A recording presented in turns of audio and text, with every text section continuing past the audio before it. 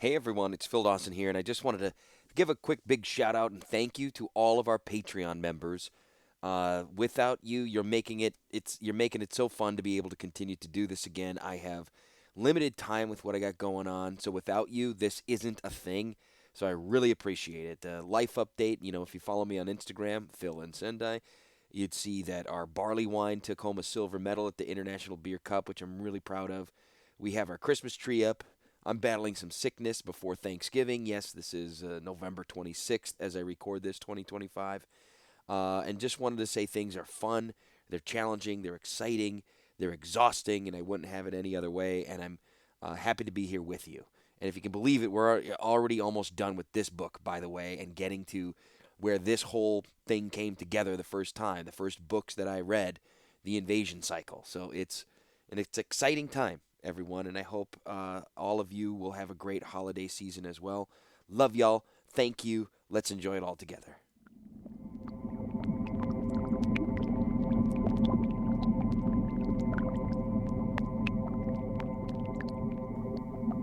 All right, okay, hey, yeah, here we go. All right, welcome in to another episodes of Vat Priests. Yeah, I'm your host, Vat Priest 11, and with me this week, what's your name?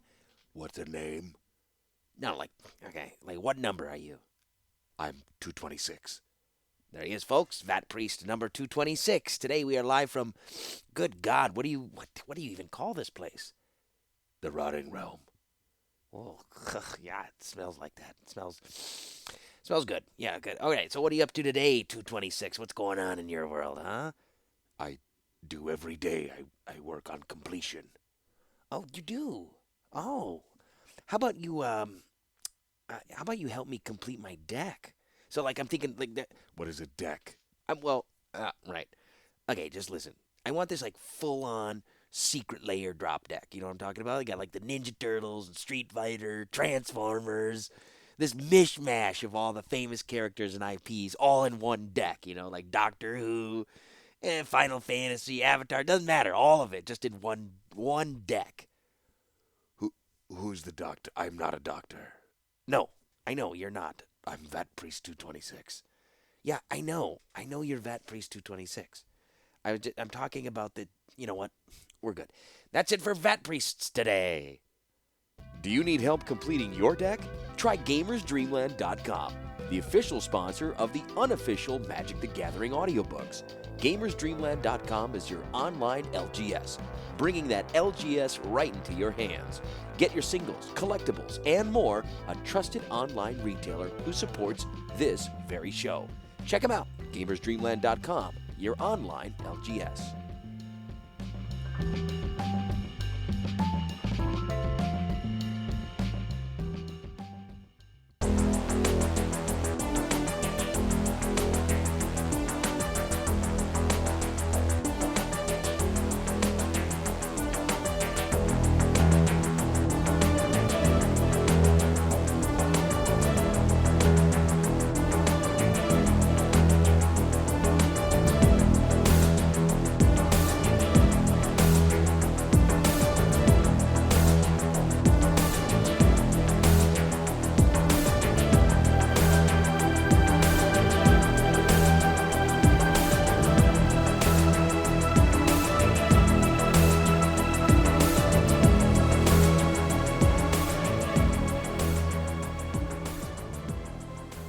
Chapter 23.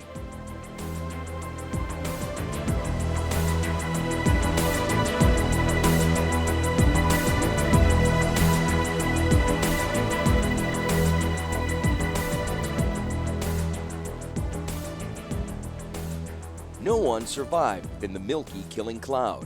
It lingered a whole day before being drawn off by the lofty null sphere. There were not even skeletons left, not plate armor or ring mail, not the silver suits of Hellside guards.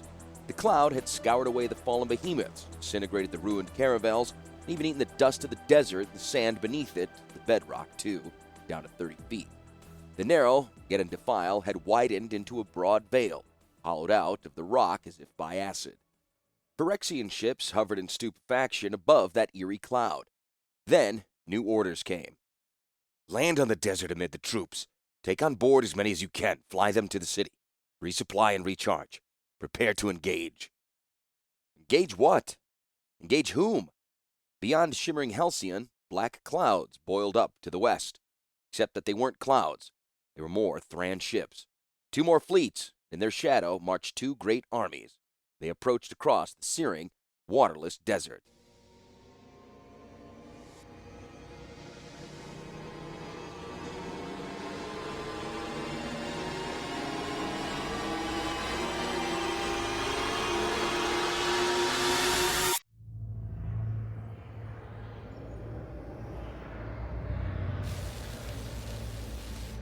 Citizens of Halcyon, you have seen a mighty battle.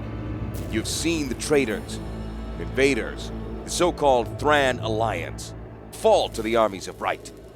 You've seen the Hellside Guard fight with valor that has not been equaled in centuries and had not been surpassed even then. You've seen the Phyrexian Guard fight as angels among mortals with the pure, vengeful joy that comes from righteousness. You have seen the wonder of the stone charger in the defile cleansing our foes in a cloud of white. All of it you beheld from the walls and rooftops and even from this very temple where I stand now. I ask you to become what you have seen.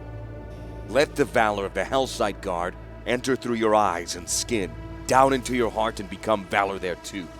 Let the righteous vengeance of the Phyrexian Guard heat your blood, that you will not shrink from the coming fight, but yearn for it. Let the white cloud that cleansed the very ground of the Thran army now cleanse each of your souls of whatever rebel impulses might remain among them. This is our moment. The long stairway of history at last gives out onto the broad paradise of destiny. We are stepping through the doorway of the futures. Of course these armies have come. Of course they want to slam that door in our faces, trap us within them, drag us down those stairs we have so tirelessly climbed, haul us down to their caves of the damned. But that is not where we belong. We are no longer among the damned. We have risen out of disease and death into life. We have cured the phthisis that ravages the rest of the world, and now we are curing ourselves even of mortality. From a great distance, you saw the Phyrexian Guard. You saw they have the strength of 10 mortals. You saw they could fight on when mortals would die. From a great distance, you saw the new immortals. And soon they will not be distant. Soon you will be among them and be one of them. They are our destiny. This is our moment, citizens of Halcyon. Rise with me into the bright future. Fight beside me against the covetous past.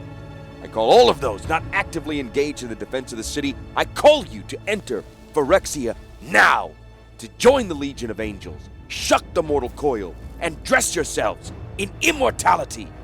We are ascending. We are becoming Phyrexians. We are becoming gods!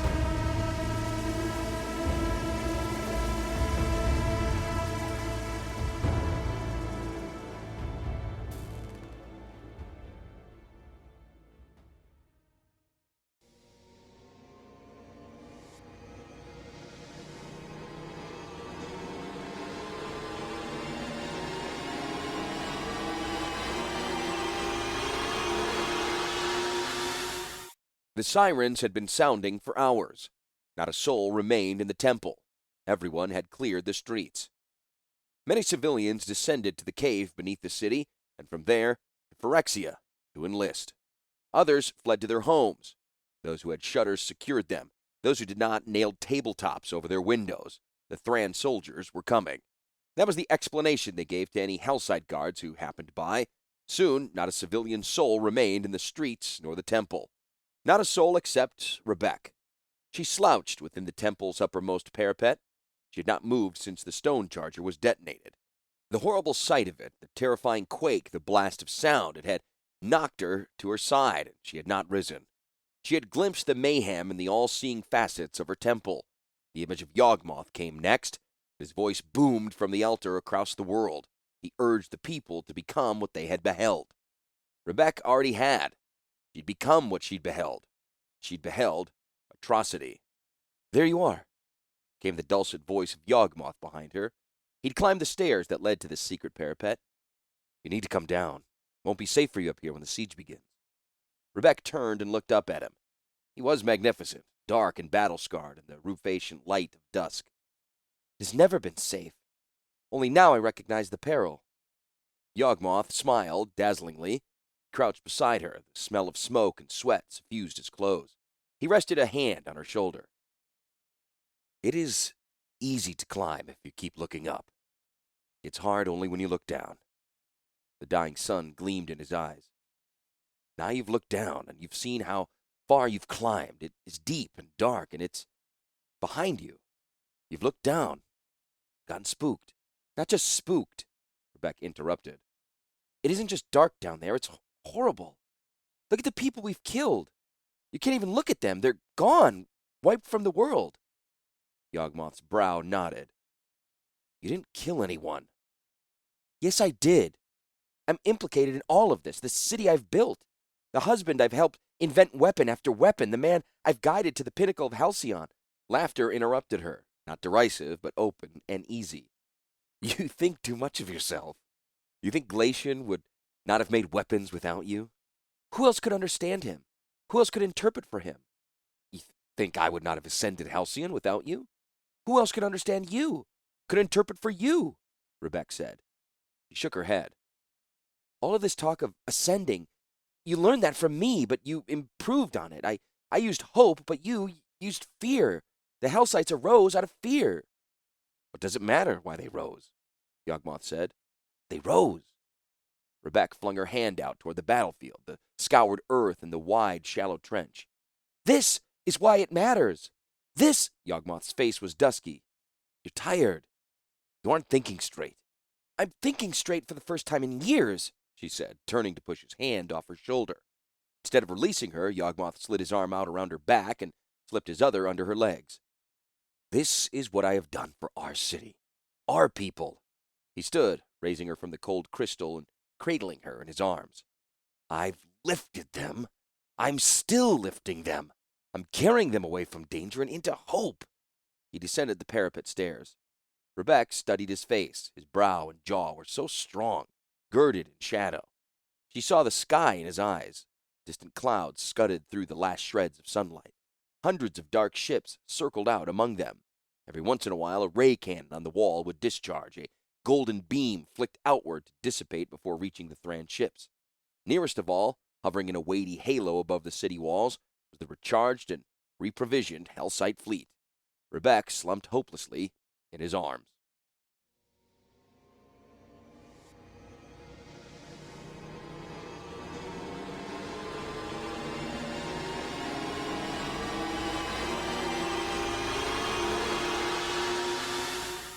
Halcyon was ready.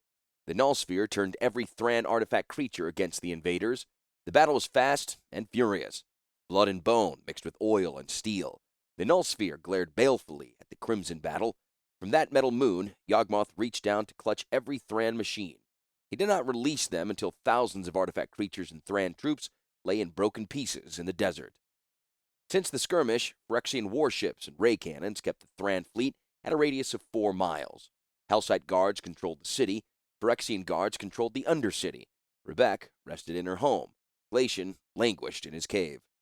There was nothing more Yawgmoth could do in Halcyon, and so he worked. His laboratory was Phyrexia.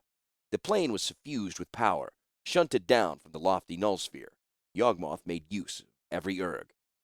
On the first sphere, Commander Gix enlisted the hundreds of citizen volunteers who had come to become Phyrexians. Most could not imagine the vast alterations in store for them. Once the changes began, none would want to return to the former weakness. On the second sphere, artificers worked frantically to build more stone chargers. Yawgmoth allowed the corners of his mind to aid these endeavors. He spent only enough thought on them to keep the workers hard at their tasks. Yawgmoth's true attention was spent in the fourth sphere laboratories. There, the Vat priests had set aside their work on Phyrexia in order to study virulent plagues. Yawgmoth wanted a contagion that could infect hundreds of thousands on the plains but would never rise to Halcyon. The priests experimented with diseases that could survive only in desert heat. or that could be packed into powder bombs, or that would affect only non-humans. Lord Yawgmoth had shown great foresight to keep the barbarian emissaries alive for such experiments.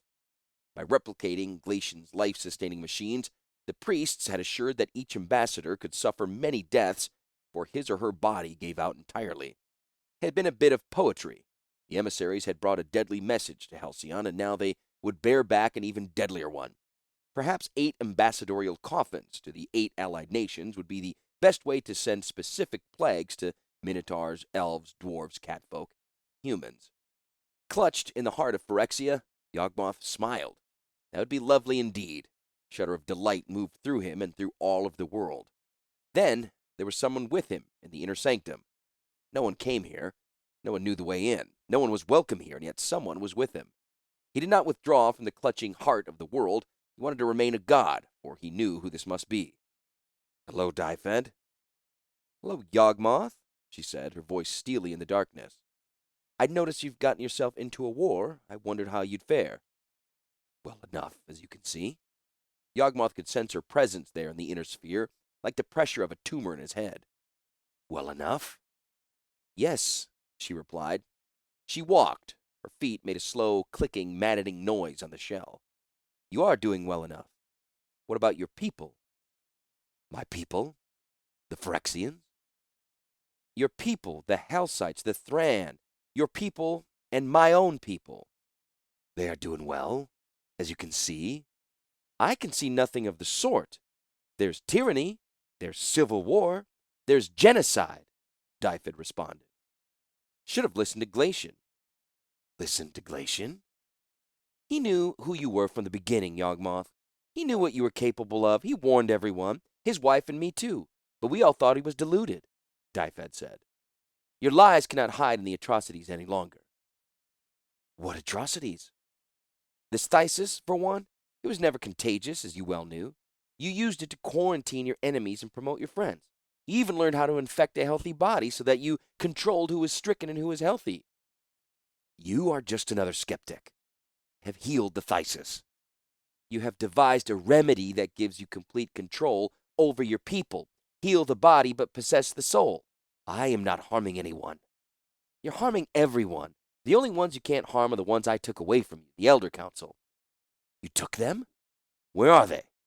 "They're safe." "Why have you come here?" "I made you a god, and I can take away your godhood." Yawgmoth was silent for a time. He felt Phyrexia drawing back from him. He felt Dyfed's mind forcing its way between him and his world. From the 1,000 places it roamed in Phyrexia, Yawgmoth's mind withdrew. He shrank, coalesced from divinity to humanity. In moments, he stood beside Dyfed, in the midst of that dark space. "I suppose you can do whatever you want," he smiled grimly. "You are, after all, Planeswalker. I am only a man, and your prisoner. I thought perhaps I was more. I thought perhaps I would save my people. The true Planeswalker among you, a nascent Planeswalker, will rise to save your people. But you will come with me. You'll surrender Phyrexia and Halcyon, end this war, and come with me to the Thran Allied Council. Not another life will be lost in this war, unless it be yours." Yawgmoth tilted his head. "I cannot escape you, but you should know other lives will be lost.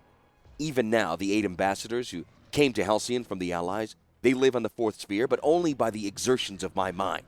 You take me out of Phyrexia, those 8 will die." "No, they won't," Dyfed said bitterly. "My magic will heal anything short of phthisis. They won't die. They'll return with us and tell us of your atrocity." He grasped his hand. Suddenly, they were on the 4th sphere. The place was infernal. A red glow filled the world. Giant furnaces reached from the rankled ground to the smoke-shrouded ceiling above. Huge flashes of fire illuminated the horrible place. Humans were utterly dwarfed by the massive mechanisms, but the vat priests of Yawgmoth were no longer exactly human. Red robe, masked in black, they were impossibly tall and impossibly lean. Eyes glowed in the dark. Razor-tipped fingers moved dexterously across instrumentation. Their own flesh had been transformed by their dark sciences. They swooped up around the new arrivals. Yawgmoth waved them back. When they recognized their master, the vat priests backed away, bowing deeply, fearfully. Their retreat revealed rows of huge glass vats. Each vat was illuminated below. each filled with a golden oil, each occupied by a naked, transforming creature. Human forms gave way slowly to monstrous forms. Fang replaced teeth, claws replaced nails, barbed whiskers replaced hair, horns grew from bone.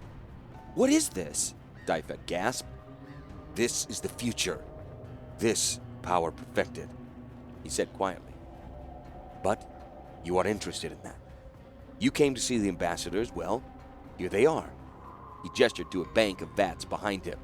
Dyfed moved forward, astonished. Unlike the gradual transformations occurring with the vatted humans, these poor creatures had been cut up, sewn back together, brutally, mercilessly. Eyes had been sewn into the belly of the dwarf. Fingers had been grafted to the forehead of the elf. A duck's wing replaced one of the Minotaur's arms. A mechanical head had replaced the Catwoman's skull. "I cannot heal these. I never thought." "Precisely," Yawgmoth said. He drove a dagger into Dyfed's forehead. One hand clutched her hair, holding her upright. The other gripped the dagger's hilt, wiggling it back and forth to scramble her brains. "You never thought, and you will never think again. With but a thought, you can jump from place to place, can heal yourself or others. If I pith you, though, if I continually scramble your brains, you cannot think. The best you can do is struggle to reassemble your skull. Meanwhile, I can keep you here." He nodded to his priests, who swooped silently up around him. Yawgmoth cradled the trembling woman against him. He worked the dagger back and forth. Its blade cracked against the sides of her skull. A red-gray ooze trickled down her nose. Yawgmoth bent and kissed her. "You see, my dear, the brain is the seat of thought. Every human faculty has its organ. Remove that organ, and you remove that faculty, even planeswalking. There is an organ in you, my dear, that makes that possibility. I'm going to cut you open and find it and remove it from you and graft it into me. I'm going to be a planeswalker, and you will be just another hunk of meat in the vats."